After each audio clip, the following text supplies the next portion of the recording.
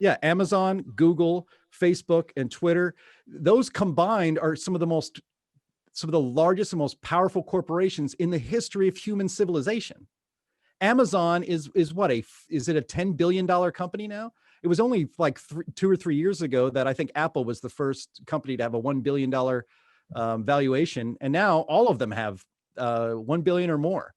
And so when these powerful corporations that are really unaccountable, they're more powerful than our government is. I think you can prove that pretty easily, that the government seems to be afraid of these companies because they're not going to regulate them.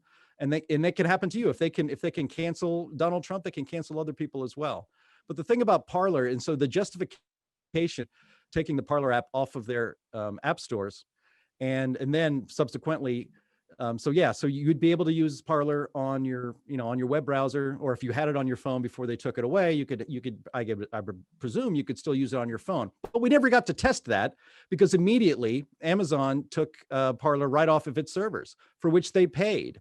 And why? Because these companies, encouraged frankly by the Democrats who were lying or didn't know. Let's just be honest about this. They didn't know. It was too soon to know, but we now know.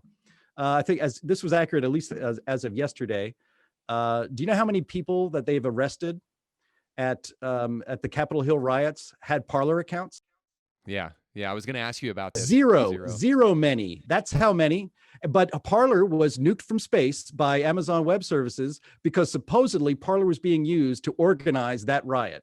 Yes. You know where that riot was actually organized? Facebook. Facebook was probably the most common way for these people to communicate and get together. In fact, Antifa has been using Facebook for years to organize at least all of last year, to organize all of the riots they have carried out all through the summer in cities all across America. But Facebook doesn't suffer any ill effects to this. But Parler, which just happens to be the number one competitor to Twitter, which just happens to be the only social media app where free speech is actually, where they say we're not going to ban people for what they say. We're going to allow you to say what you want and let the people figure it out, which used to be something we called the American way, which used to be trusting people to figure things out on their own and treating people like adults. So all of that is why Parler got destroyed. And it's really nothing else other than that, because the justifications that these extremely powerful companies used to destroy them turned out actually not to be true. Yeah. So, all right. So I got to read this because this is one of the things I wanted to ask you about. In that same post that Twitter made about their reason for canceling Trump and then their assessment of it, this is what they actually said. I thought this was very interesting. They, in their determination, they say that it's based upon a couple of factors. The very last factor that it was based upon is this: plans for future armed protests have already begun proliferating. And then here's the key: on and off Twitter. So in that, they acknowledge the fact that Twitter was used to do the very thing that they're accusing Parler of doing.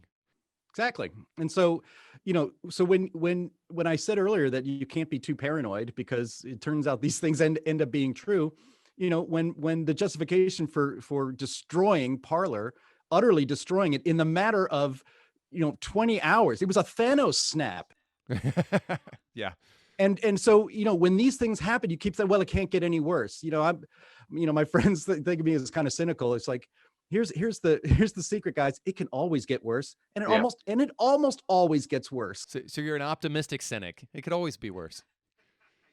But again, just thinking about this, to kind of tie this into the justifications for all of these speech bans and the canceling of people and shaming of people and all of this stuff is because if you were to ask Facebook and Twitter and big tech what they're interested in, and it is protecting us. It's making sure that we're safe. These are safety decisions.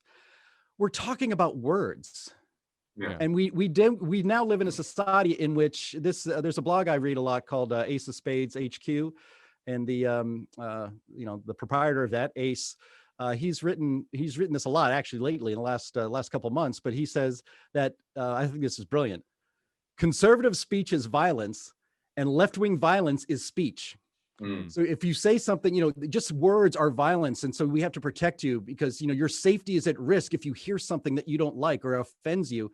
Yet riots in the streets, setting, cars and buildings on fire, beating almost to death elderly store owners trying to protect their businesses from being utterly destroyed by Antifa and BLM rioters. All of that is just, according to our media betters, speech. This is the voice of the unheard. Yet if you just want to speak on social media and you say something that the left doesn't like, you are lucky if you're just canceled, because worse can come. Catch new episodes of Indie Thinker with Reed Uberman for free right now by going to YouTube or Spotify or wherever you get your podcasts. Simply type Indie Thinker with Reed Uberman in the search bar and click on my face. Don't forget to like, rate, and subscribe to stay informed when a new episode drops.